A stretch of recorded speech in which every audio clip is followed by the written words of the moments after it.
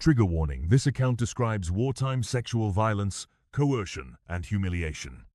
If you prefer a shorter summary, only specific sections, or want content tailored for a particular audience, students, general readers, survivor's family, tell me, and I will adjust. Outline: brief introduction and scope, historical background and major contexts. The Comfort Women System. Imperial Japan. Rape and sexual violence during mass killings and occupations. Nanjing, Eastern Europe, Germany, Italy, China, Manchuria. Sexual violence in genocides and camps. Patterns and mechanisms that enabled abuse. Documented survivor testimonies and well-documented cases. Summaries. Non-graphic. Institutional responsibility. Post-war responses and legal outcomes. Long-term consequences for survivors and communities. Memorialization, activism, and the search for justice. Concluding reflections and sources for further reading. Introduction and scope. This account focuses on the humiliation and sexual violence inflicted on women during World War II across multiple theaters. Japanese military sexual slavery in Asia, commonly called the Comfort Women System. Mass rapes by invading or occupying soldiers in Europe and Asia, including in Germany, Poland, the Soviet Union, China, and elsewhere. And sexual violence within genocidal and internment contexts, including against Jewish, Romani, and civilian populations.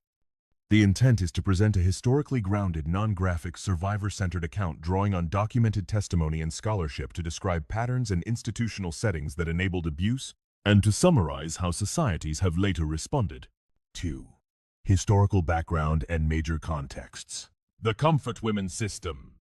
Imperial Japan. From the 1,930 seconds into the 1,940 seconds, the Imperial Japanese military established a system of military brothels and forced sexual servitude across occupied territories in East and Southeast Asia.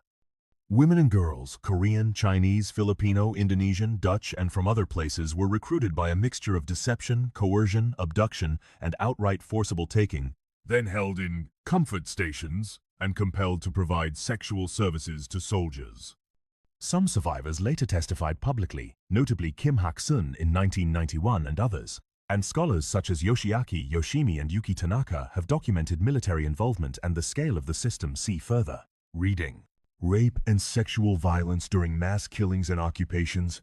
Large-scale sexual violence accompanied military offensives, occupations, and retreats.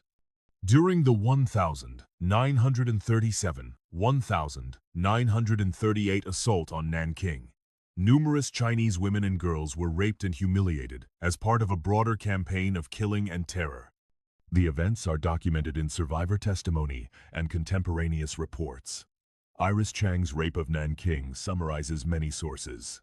On the Eastern Front and in Central and Eastern Europe, advancing Soviet troops, and in some places, other occupying forces, committed widespread sexual violence against civilian women during and after the collapse of Nazi control.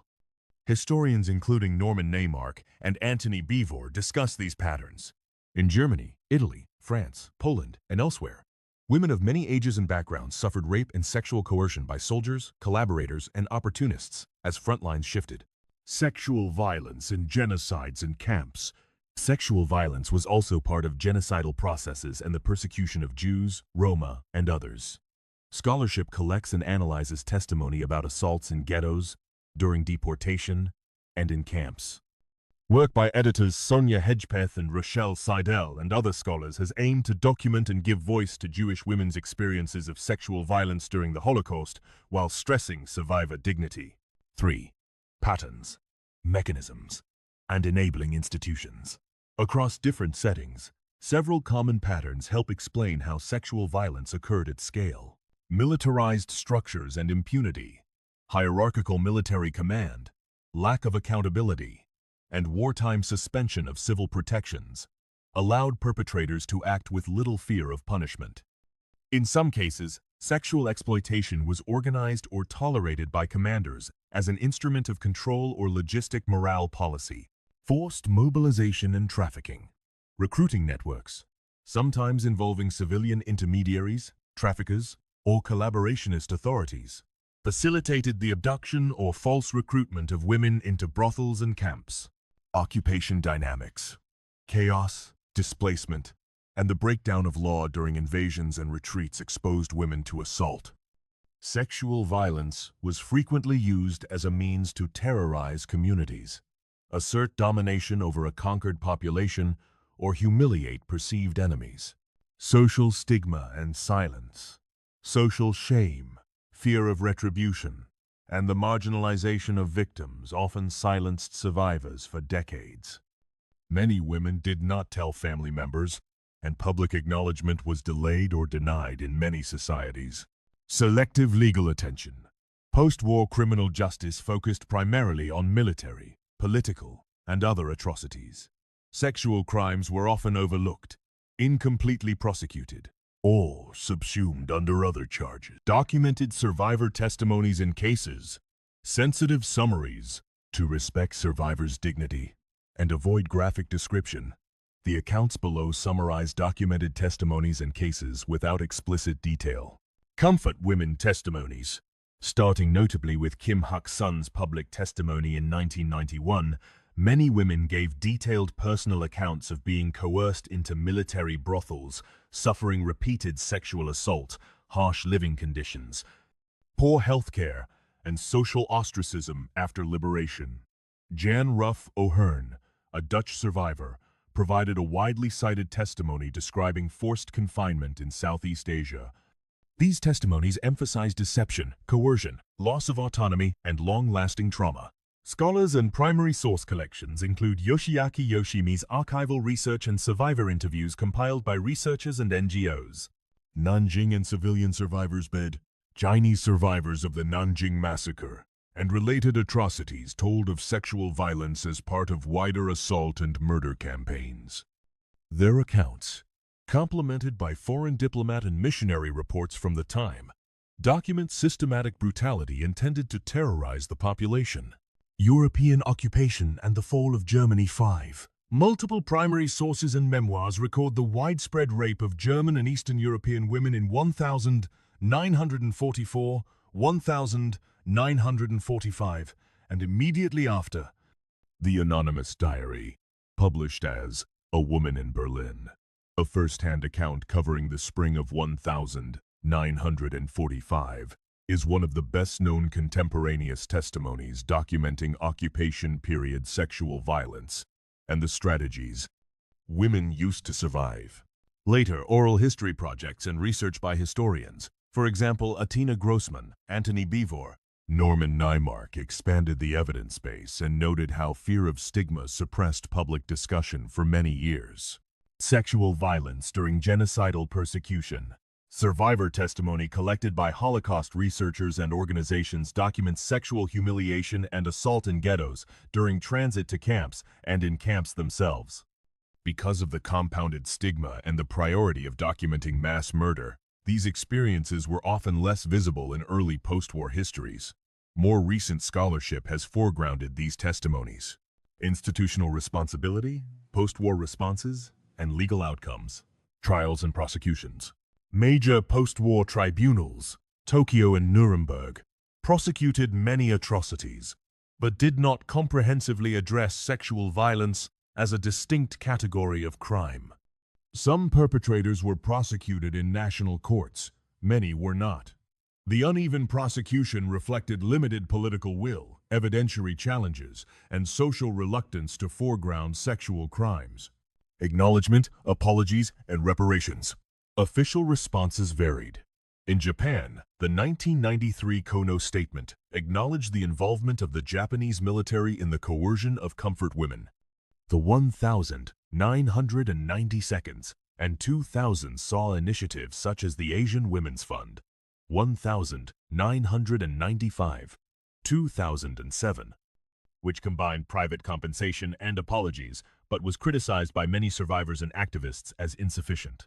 In 2015, Japan and South Korea reached an agreement aimed at resolving the issue, which remains controversial and contested by survivors and civil society. In Europe, Acknowledgement of mass rapes took longer to enter mainstream histories, in part because of survivors' silence and national sensitivities. More recent scholarship and public discussion have led to greater recognition. Legal and human rights developments.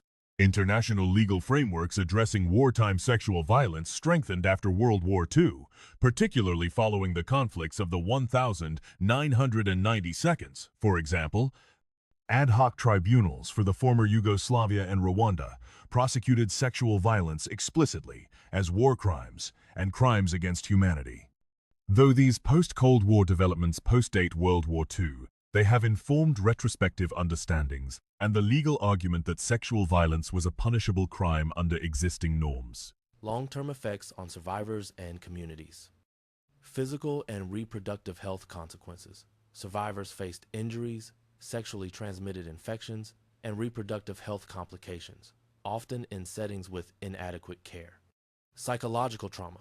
Pervasive, long-lasting trauma, including shame, depression, anxiety, and complex grief, was documented in many survivors' later lives. Social stigma and economic impacts. Women often face ostracism, difficulty in marriage or family life, and economic marginalization. Communities sometimes silence survivors to avoid perceived dishonor. Intergenerational effects. The legacy of violence affected families, identity formation, and collective memory, influencing later activism and demands for recognition. 7. Memorialization, activism, and the search for justice. Survivors' activism died. Beginning in the late 20th century, survivors who came forward galvanized national and international movements demanding recognition, apology, and reparations. South Korea, the Philippines, China, the Netherlands, and other countries saw civil society organizations press for accountability and memorialization. Memorials and public memory. Statues, museums, and memorials, for example, the Statue of Peace in Seoul and the inclusion of comfort women's stories in museums, have become focal points for education and controversy. Scholarly and educational work has aimed to incorporate survivors' testimonies into curricula and public history. Contested memory and denial. In several contexts, denialism, political tensions, and diplomatic pressures have made public recognition and redress contested. Debates over textbooks, museums, and official statements continue to be politically sensitive. Concluding reflections at A. Wartime sexual violence in World War II was pervasive, varied in form, and compounded by institutional tolerance and social silence. Survivors' testimonies, archival research, and later legal thought have gradually reshaped public understanding. These acts were not isolated instances of individual criminality, but often part of larger strategies of domination during war and occupation. Recognizing and documenting these crimes while centering survivors' dignity, privacy, and agency is essential both for historical accuracy and for informing contemporary efforts to prevent wartime sexual violence. Further reading, select sources. Yoshiaki Yoshimi, Research on the Japanese Military Comfort Women's System. Yuki Tanaka, Scholarship on Wartime Sexual Violence in Asia and the Comfort Women Issue. Kim Hak-sun, Survivor Testimony that Helped Start a Public Movement in South Korea. First publicized 1991. Jan Ruff O'Hearn, Testimony of a Dutch woman who survived sexual slavery in Southeast Asia. Iris Chang, The Rape of Nanking. Journalistic synthesis referencing many primary sources. A Woman in Berlin Anonymous Diary. English editions document civilian experiences during the fall of Berlin. Norman Neymark and Antony Beevor, modern historians who discuss mass rapes and occupation issues in Europe in 1944-45. Sonia M. Hedgepeth Rochelle G. Seidel, Sexual Violence Against Jewish Women During the Holocaust, Documents and Analysis.